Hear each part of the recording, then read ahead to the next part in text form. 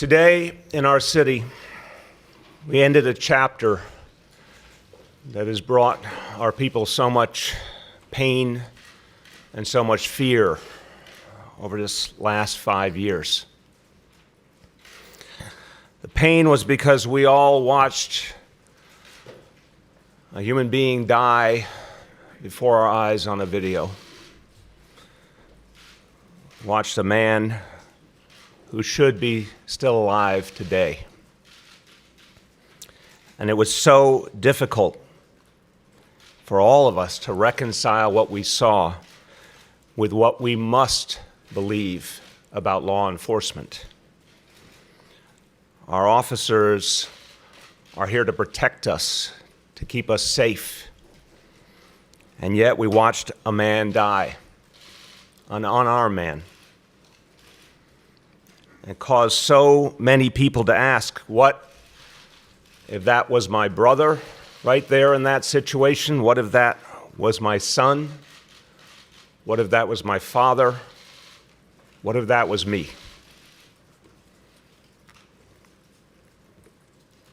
The fear was because for a long time, people wondered if we would be left without justice. The place that we had turned for generations to, a place that was synonymous with making things right, failed us. The United States Department of Justice, absent and unwilling to act, even to come to any decision for 5 long years. But today, we have finally seen justice done. Today, we saw the NYPD's own disciplinary process act fairly and impartially.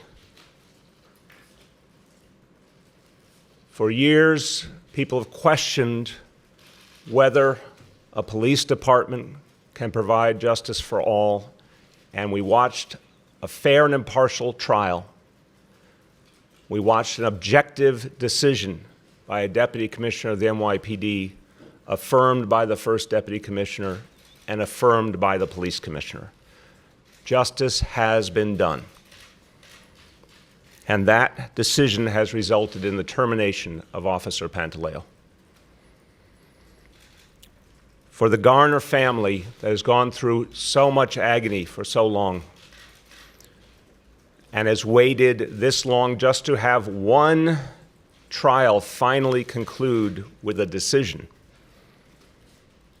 I hope today brings some small measure of closure. Today will not bring Eric Garner back, but I hope it brings some small measure of closure and peace to the Garner family. Now we have to look beyond this tragedy because our city is at a pivotal moment. And I'm reminded of what Dr. King taught us, paraphrasing him. In moments of suffering or difficulty, there are 2 ways we can respond. We can react with bitterness and division, and we can be trapped by the sins of our past. Or we can transform the suffering into progress. We can find redemption. We can use a moment like this to turn it into something better, to move ourselves forward. And that is for all of us to do. We can't have the illusion that someone else creates a better society. That is for all of us to do. And we have to do it. We have to all create something better. And I see this as a sacred mission we all must take on. We must devote ourselves to this simple goal, that no person, no family, no community should ever go through the agony that we've all experienced here over these last years. It should never happen again in this city or this country. That is the only goal that is acceptable. Let this be the last tragedy. To actually get there, we all have to confront our history honestly. And it's not a history that we can always be proud of. It's something that we have to own up to and deal with. But I know that the NYPD of today is a different institution than it was just a few years ago. I know the NYPD has changed profoundly. I know that members of the NYPD learned the lessons of this tragedy. They acted on it. They did something about it. It is a beginning, but we have a lot more to do, and the change has to get deeper and deeper. And that is not a top-down enterprise. That is for all of us to do. So I want to say to our police officers, and I say this at every graduation ceremony, you made a choice, a good and noble choice to serve others, to protect others. You did it because you want to help people. That's why people join the NYPD. It is extremely demanding work. I know that, and I want all New Yorkers to know that. And to our officers, a simple statement: we need you. And we need you to build deeper trust with all the people you serve. Because that is not only the right thing to do, it is the best way to keep everyone safe, officers and civilians alike. And I want to say to the people of our city that I truly believe that change can happen, that I truly believe that justice can be done, and I ask everyone to believe that, because that is the only way we will make the change. Today provides some evidence that there can be justice, but we have a lot more to do. I'm asking all New Yorkers to be part of moving this city forward. Work with our police officers. Keep each other safe. Build trust with our officers. It's up to everyone. Members of our communities all over this city also have to step forward with an open hand to our police officers. Engage them and thank them and listen to them, just as our officers must engage and thank and listen to community members who come forward in common cause. So we must move forward from today with a common and singular purpose. This must be the last tragedy that we experience. This must be the last time. We have to say one to another, never again. We'll never let this happen in our city again. And that'll take a lot of work, and it will take a lot of time. But that change can happen. And as this chapter ends today, I know we can build a New York City that ensures fairness and justice for all. I want to say a few quick words in Spanish. Hoy se ha hecho justicia. El oficial Pantaleo ha sido despedido del Departamento de Policía. Debemos asegurarnos que ninguna otra persona, familia o comunidad vuelva a pasar por esto. Mientras este capítulo se cierra, Sé que podemos construir una ciudad que sea más justa para todos. With that, I'll take your questions. Yes. Mr. Mayor, what's your message to the NYPD officers who believe that you and Commissioner O'Neill don't have their backs and who think that belief is cemented by today's decision to fire Officer Pantaleo? There is no one who cares more about the police officers of this city than Commissioner O'Neill, who has devoted his entire lifetime to policing. And when you look at administration after administration, what administrations have actually done for police officers, I can tell you from the bottom of my heart that I know every single day we've tried to help our officers, support our officers, give them the tools they need, give them the protection they need. That's been my commitment.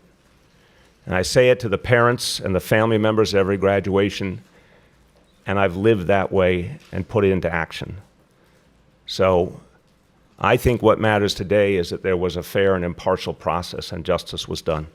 Gloria? Mr. Mayor, part of what the Commissioner said today, to follow up on Julia's question, was that if he was a police officer, if he was in uniform today, that he'd be mad at himself for this decision. So how can the police commissioner continue to serve and lead the department if he pretty much acknowledged today that he understands why officers are going to be angry at him? Because he also said something, I think, profoundly important about our officers. It gets back to what I said a moment ago about why people choose to join the NYPD. They join out of a commitment. It's a calling. And it's a noble calling, and they join to do good. And I have spoken to countless officers, and they understand that there's going to be tough times, but they are here to serve others, and they do an extraordinary job. And the commissioner said, it's a resilient, resilient organization. And he's right. He's right. These are individuals who made a really tough decision to begin with, to join, and that's the measure of them. So I believe in my heart that despite whatever individual opinion someone holds, they are professionals of the highest order. And just what the commissioner said, an hour from now, New York will be in danger, and I guarantee you our officers will do what they swore that oath to do, because that's who they are. They believe in their job. They believe in their mission. Marcia, hold on. Mr. Mayor, I just wonder what you would say to police officers today, to the rank and file who are upset with this decision. Marcia, I would say you saw an NYPD trial, a full, open, public trial where evidence was presented, particularly focusing on the use of a prohibited action, a chokehold. And that fair and impartial trial led to a result, and that's what the justice system is supposed to do. And I believe in the end, what everyone wants is that there actually is a fair and impartial process. And that's what happened here. Do you think that you have to do something to repair your personal relations with the NYPD? I have said to you, Marcia, and to everyone, I talked to a lot of officers, and a lot of officers I've talked to know that neighborhood policing is better for everyone, including our officers. They know that the support we provided, the retraining, the new equipment, the 2,000 additional officers on patrol, that these things help our officers be safe. They know. I've been very honest with you about the police union, the PBA, and the role they play. But there's 36,000 officers, each with their own view. I never mistake what the words of a few union leaders say versus what the people of the department believe.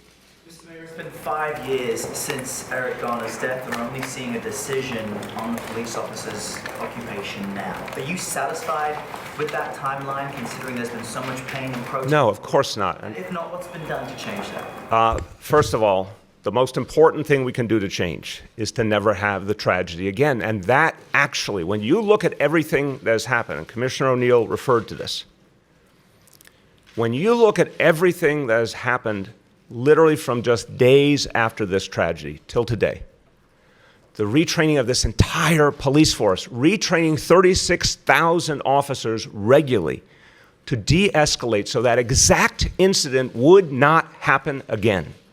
The implicit bias training, because we're all humans with biases and it needs to be weeded out, and the only way to do that is to help people understand those biases so they can act on them. The body cameras. If you go back to that day in 2014, none of those things were here. It's a very different department. So I feel this passionately. Job one is to make sure there's never another incident like this, period. Period. I don't like when people say, well, when the next one happens, there can't be a next one. We can't act like we assume there's going to be a next one. We have to do everything that we possibly can do to avoid there ever being another tragedy. If there ever were, God forbid, we would not believe that the Justice Department is the place to turn for justice. I said that weeks ago. I've never seen anything in my life like what we saw here. A refusal of the Justice Department to make any decision whatsoever. So the commissioner said this earlier. If, God forbid, we ever confronted this again, despite every effort we're going to make to never have another, we will proceed with our own process. We will not wait. Yes. So I understand that you and the police commissioner spoke before he made this decision today. To what extent did you influence this outcome? Did you tell him at any point, I think you should fire? No, this was the police commissioner's decision. As you heard, he based it on a trial and the results of that trial coming from a deputy commissioner and the first deputy commissioner. This was his decision. What exactly did you guys talk about? As he indicated, we talked about the timing and how to prepare the city in any event of any specific decision. But he made the decision. Mr. Mayor, is it, Yes, Melissa. is it true today Officer Pantaleo's attorney and some people with the PBA are telling us that they were made an offer last week by the highest ranks of the police department that they would enable Mr. Pantaleo to do something short of termination. It would be a separation of service that would have enabled him to retain a partial pension. But that deal was taken off the table on Saturday. Are you aware of this? Did you discuss this? Melissa, I'm not, first of all, I'm not aware of every conversation everyone had with everyone. I'd be irresponsible to suggest otherwise. I'm saying something very straightforward and consistent. I have tremendous respect for Commissioner O'Neill. I have found him to be an extraordinarily fair-minded person in all the years I've known him. And he, by law, was the decision maker, and he made the decision. I don't know about every discussion anyone had with anyone else. I know he made the decision. Mayor, what will you do to address any potential slowdowns that the PBA seems to be suggesting might take place as a result? Look, the people of this city will not accept any work slowdowns by any public servants. They did not accept it in 2015. They will not accept it today. I want to believe that there are some limits that even a union leader who often has been willing to be divisive understands it's not legal to suggest a work slowdown. And I believe the men and women of the NYPD do not think that way. I think they're here to do their job. What will you do in case there is one? Are there any specific? Again, I believe fundamentally, and we have evidence from an experience a few years ago, that the men and women of the police department will do their job. And if the union keeps trying to tell people not to do their job, the public will be the ones to address that issue very forcefully. And it was addressed. Go ahead. Mr. Mayor, it took 5 years to get here. There are people in communities of color that feel like the process for holding police officers accountable is still completely broken. What do you say to them, and how do you fix that distrust? I believe we have a lot more work to do in this country, for sure. But again, I hope today is a step towards reconciliation and a step toward the building of trust. And look, I asked people to put this into some perspective. This was the NYPD's own process. There was a lot of time in our history where one would have imagined that an internal disciplinary process would not have been fair and objective. But this one obviously was. You can see it in every step of what happened here. And I think that's something that hopefully will give people a sense of hope. Marcia. Mayor, Pat Lynch just now said that Police Department brass met with you and that you pulled Officer Pantaleo's pension, which originally... Again, don't believe anything Pat Lynch says. I've said very clearly, this is their... I've said exactly, again, Marcia, I'm going to repeat it again. The commissioner made this decision, period. On that point, just two very quick questions.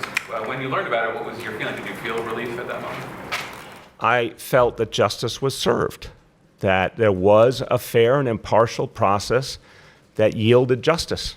That's what I felt. And when you're thinking back on this incident, the police commissioner said today that he could identify with the officer Pantaleo. You talked about folks watching a man die before their eyes. When you watch that video and think about that incident, who do you identify with in that situation?